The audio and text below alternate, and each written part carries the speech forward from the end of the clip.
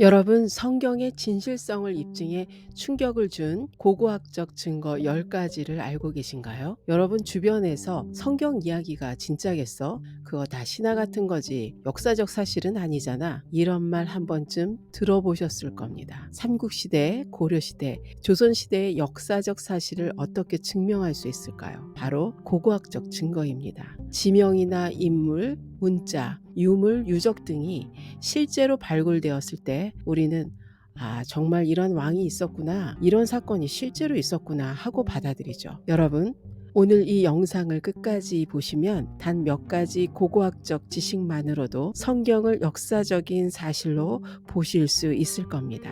단순한 종교적 믿음이 아니라 이건 진짜 있었던 이야기구나 하는 시각을 가지실 수 있습니다. 어떤 분은 그냥 믿으면 되지 왜 굳이 고고학적으로까지 증명할 필요가 있나요? 할 수도 있습니다. 만약 여러분이 이런 고고학적 증거를 알지 못한다면 어떻게 될까요?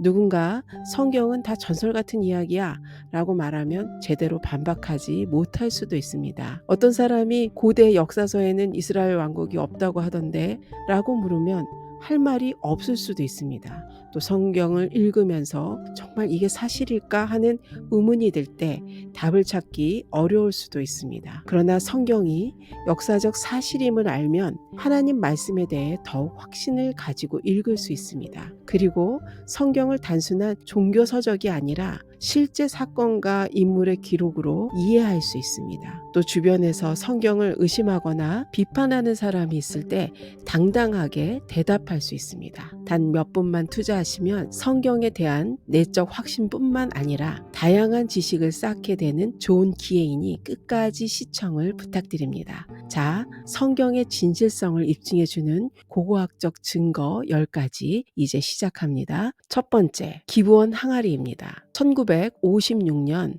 미국의 제임스 베넷 프리처드 박사팀이 이스라엘의 엘지브 유적지에서 고대 항아리 손잡이 31개를 발굴하게 되었습니다. 항아리 손잡이에는 기브온이라는 히브리어 지명이 새겨져 있었습니다.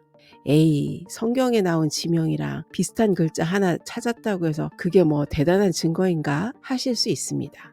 프리처드 박사팀은 처음부터 기브온이라고 확신한 게 아니라 고대 가나안어와 히브리어 문법을 꼼꼼히 대조해 본 뒤 자음 배열을 통해 확실함을 확인했다고 합니다. 가나안 지역에서 사용된 고대 히브리어로 기브온이라는 지명이 발견된 건 성경을 연구하는 사람들에게나 고고학계에도 엄청난 일이었습니다. 기브온에 대한 이야기는 구약 성경 여호수아 9장과 10장에 나옵니다. 먼저 여호수아 9장에는 기브온 주민들이 이스라엘을 속여서 화친을 맺는 장면이 자세히 소개되고 있습니다. 그들이 낡고 찢어진 포도주 부대를 나귀에 실었다고 나오는데 실제로 기브온 유적에서 와인 저장 시설이 발달되어 있는 것이 발견되었다고 합니다. 또한 여호수아 10장에는 아모리 족속 5왕이 화친한 기브온을 치려고 할 때 여호수아가 이스라엘 족속을 이끌고 가서 큰 승리를 거두는 이야기가 나옵니다. 여호수아 10장 12절에 보면 태양아 너는 기브온 위에 머무르라 라고 외치는 장면이 나오는데 기록에는 해가 머물고 달이 멈추기를 이라고 나옵니다. 그렇기에 성경학자들에게는 역사적으로 기적적인 이야기의 기브온이라는 지명이 실제로 있었던 도시요. 그곳이 현재 엘지브라는 지역이라는 것을 알게 된 것은 큰 성과였습니다. 고대 항아리의 문자 하나가 확실한 고대 지명의 확인, 고대 히브리어의 문자 존재, 기브온의 와인 시설로 포도주가 생산되고 팔리는 경제적으로 발전된 곳임을 알 수 있는 근거를 마련했다는 것입니다. 여러분, 우리나라 역사에도 삼국사기나 삼국유사 같은 우리나라 역사책을 보면 고구려 영토가 아주 넓었고 광개토 대왕이 활약했다고 나옵니다. 그게 실제인지 가상의 전설인지 모르겠다고 생각할 수 있죠. 그런데 광개토 대왕비가 발견됨으로써 정말 이런 왕이 있었고 고구려가 대단했구나 라고 확인할 수 있는 겁니다. 그럼 더 볼까요? 두 번째는 게제르 달력입니다. 1908년 영국의 고고학자 로버트 A.S. 메갈리스터가 이스라엘의 텔 게제르에서 고대 도시 게제르를 발굴하면서 작은 돌판처럼 생긴 유물을 발견했습니다. 발굴 당시 메갈리스터는 돌판을 보고 이건 무슨 나무 아니야? 라고 생각했다고 합니다. 현장에 있던 다른 연구원들이 히브리어 전문가에게 자문을 구했고 이건 농사 시기에 따른 분류표네요 라는 답을 듣게 됩니다. 현장에 있던 발굴팀은 소리를 지르며 좋아했다는 일화가 전해집니다. 이는 단순한 농사 일정표가 아니라 솔로몬 시대 이스라엘 사회가 문명화된 왕국이었음을 입증하는 중요한 유물로 평가됩니다. 열왕기상 9장 16절에 보면 게제르는 여전히 가나안인들이 사는 땅이었으나 애굽 왕 바로가 탈취하여 솔로몬 왕에게 자신의 딸을 시집 보내며 지창금으로 준 땅입니다.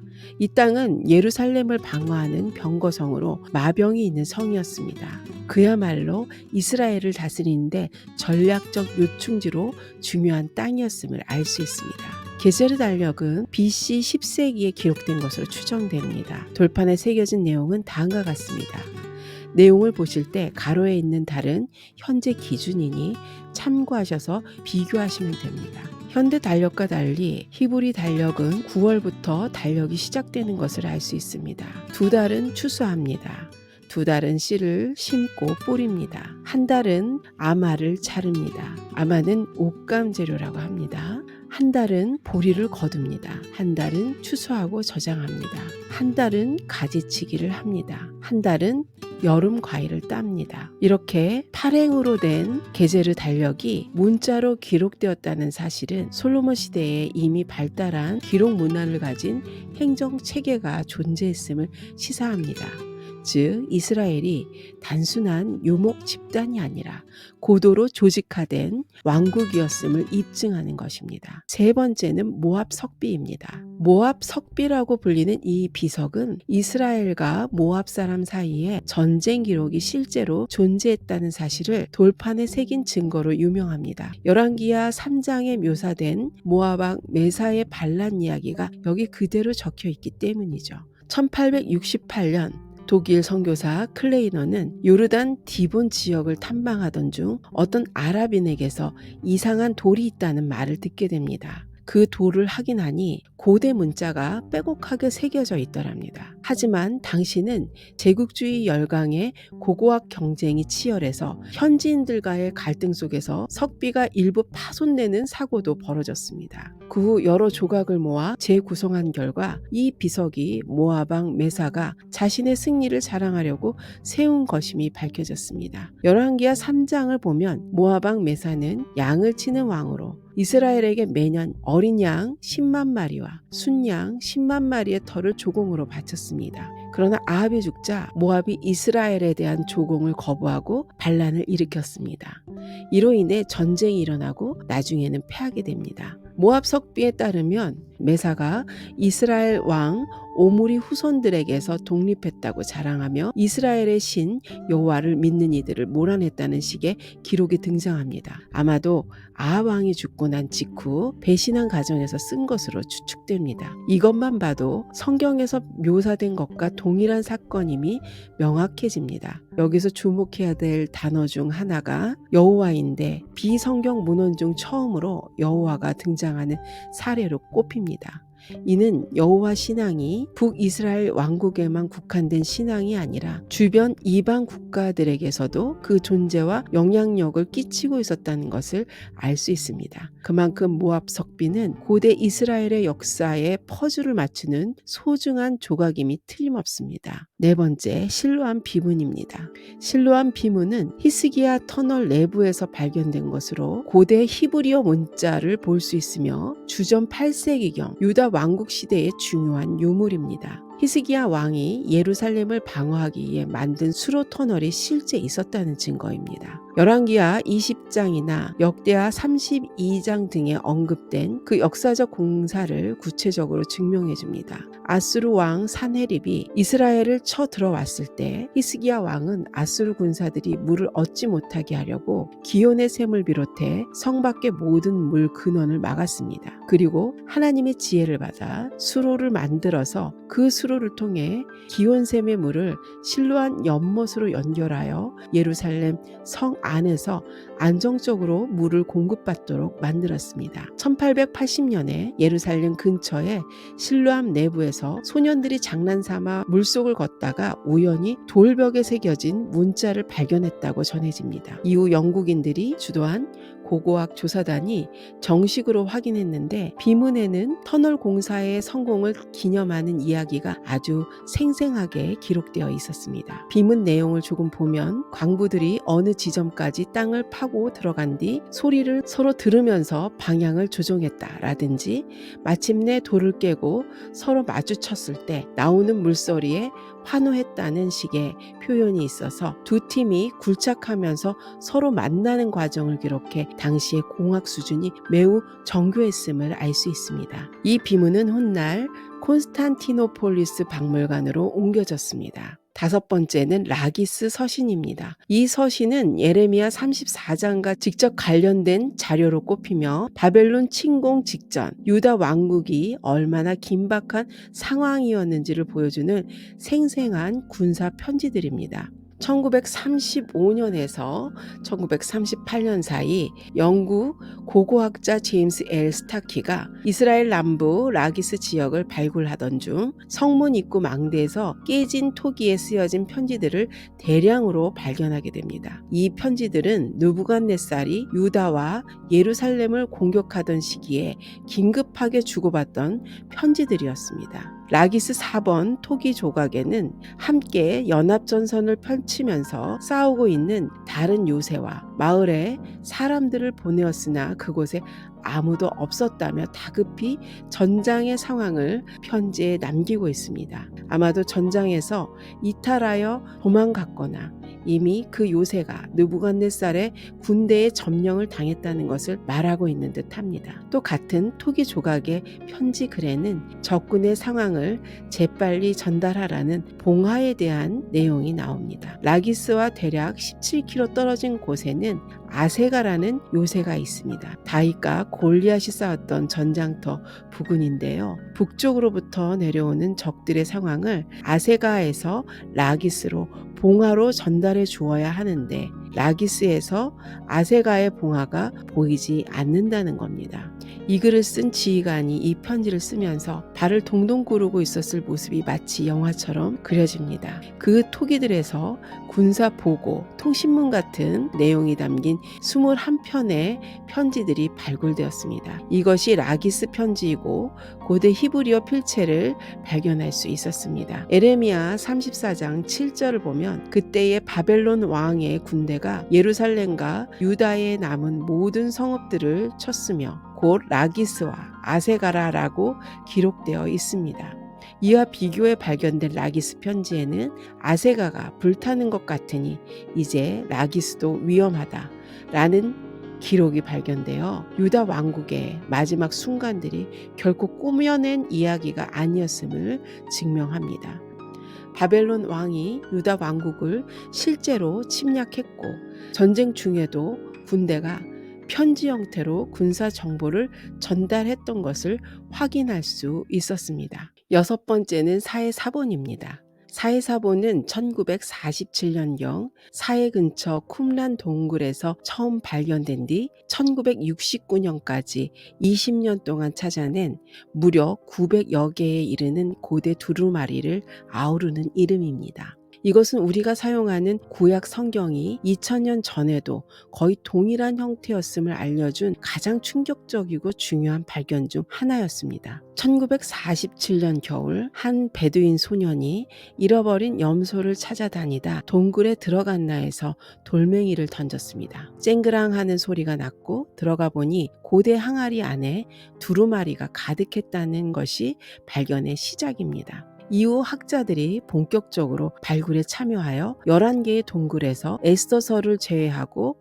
이사야서, 창세기, 시편 등 구약 성경의 거의 모든 책을 포함한 엄청난 분량의 사본들을 발굴하게 되었습니다. 이로 인해 영국, 미국, 프랑스, 독일, 이스라엘 등 각국 학자들이 경쟁적으로 연구에 참여했습니다. 특히 이사야서 두루마리가 거의 완전한 상태로 발견되어 모두를 놀라게 했습니다. 현대 히브리어 성경 본문과 비교했을 때 그 내용이 99% 이상 일치한다는 점이 확인되었습니다. 이로써 성경이 필사를 거듭하며 변질되었을 것이라는 의심이 사실상 힘을 잃게 되었습니다.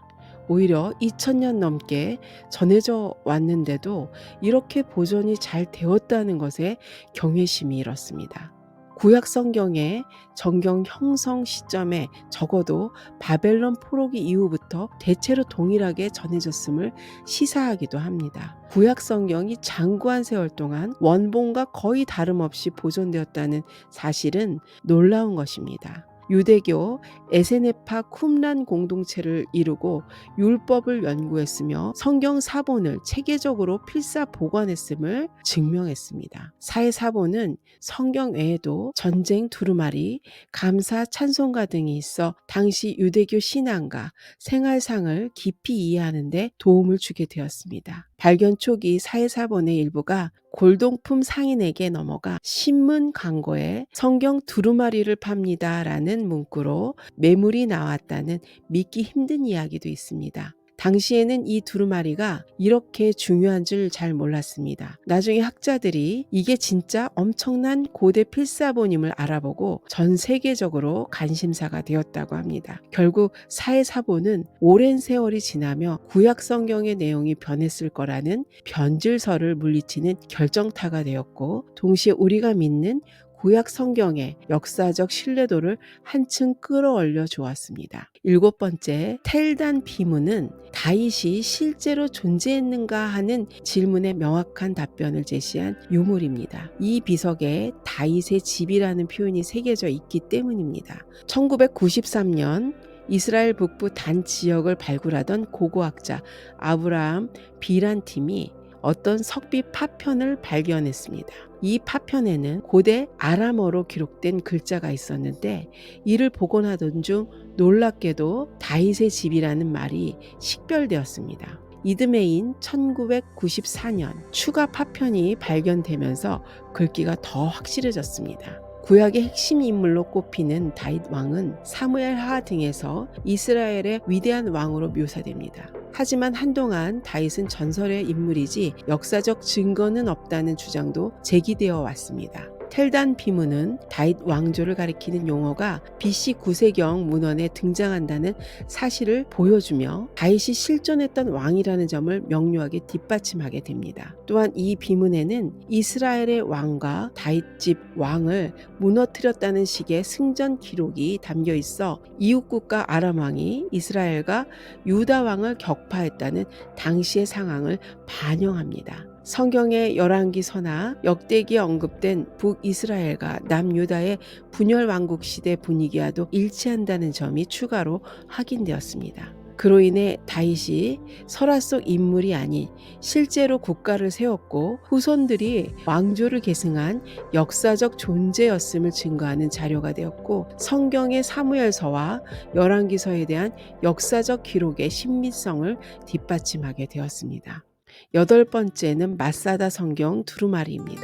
마사다는 해발 약 400m 절벽 위에 위치해 있고 아래로는 사해가 한눈에 내려다 보이는 천혜의 요새지입니다. 유대 로마 전쟁 시기 로마군에 맞선 유대인의 최후 항전지로 유명합니다. 2년간 굴복하지 않고 싸우던 유대인들이 마지막 순간에 모두 자결해 로마군들이 경악을 금치 못했던 처절한 전투였다고 합니다. 그곳에서 성경 두루마리가 발견되었다는 사실은 고대 유대인들이 성경을 목숨처럼 여겼음을 상징적으로 보여주는 사건입니다. 1960년대 고고학자 군인이었던 이가엘 야딘이 이끄는 발굴팀이 마사다 요새를 체계적으로 발굴했습니다. 이 과정에서 수많은 유물과 함께 창세기, 신명기, 시편 등으로 추정되는 성경사본 파편들이 잔해 속에서 나왔습니다. AD 73년경 마사다가 함락되기 직전에 남겨진 것으로 보고 있습니다. 물론 마사다라는 지명 자체가 성경에 언급되지는 않습니다.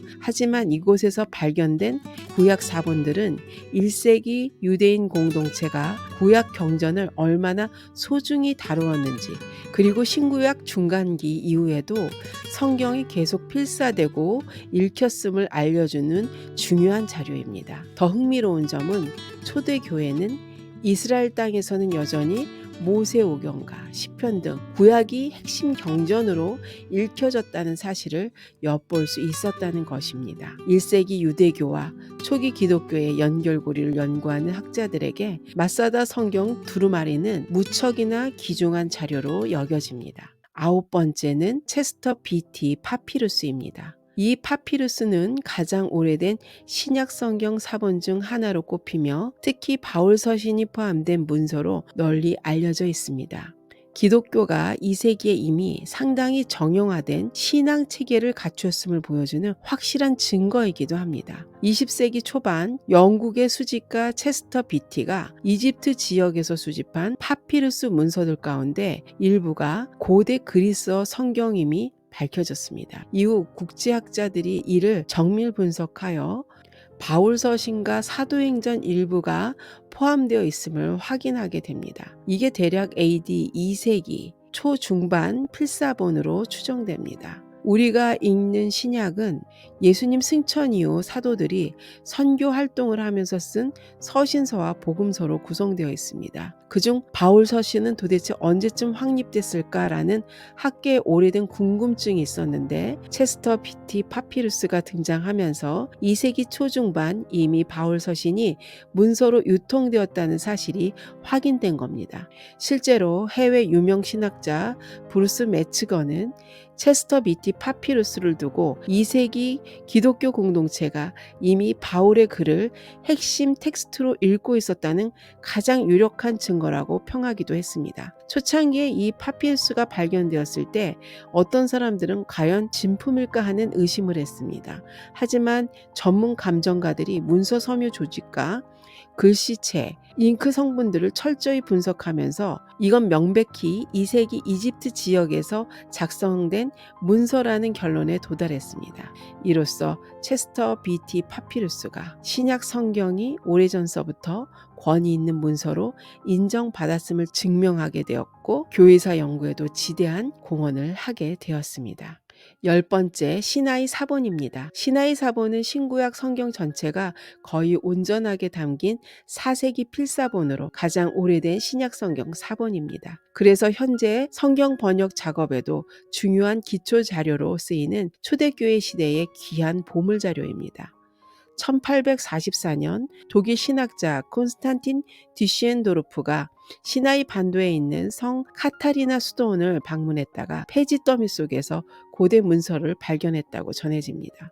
처음에는 수도원 측이 큰 관심을 두지 않았지만 튀시엔도르프가 이건 4세기경 필사본으로 보인다며 흥분을 감추지 못하자 추가적으로 협조해 이루어졌다고 합니다. 이후 여러 곡절 끝에 문서가 러시아, 영국, 독일 등에 흩어져 보관되다가 현재는 대형 도서관에 대부분의 자료가 디지털 자료와 함께 소장되고 있다고 합니다. 시나이 사본은 창세기부터 요한계시록까지 거의 모든 책을 포함하되 일부 외경적 문서도 포함하고 있습니다. 이를 통해 4세기 초대교회가 사실상 정경으로 삼던 목록이 지금과 거의 같았음을 알 수 있습니다. 신약이 AD 5, 6세기경 늦게 정립된 것이 아니냐는 의혹에 대해 시나이 사본은 이미 4세기경에 정경적 형태를 띠고 있었다는 결정적 증거가 되었습니다. 또한 이 문서에는 사소한 필사 오류나 교정 흔적들도 발견되는데 대체로 교의나 신학적 핵심을 흔들 만한 부분은 없었다는 점이 확인되었습니다.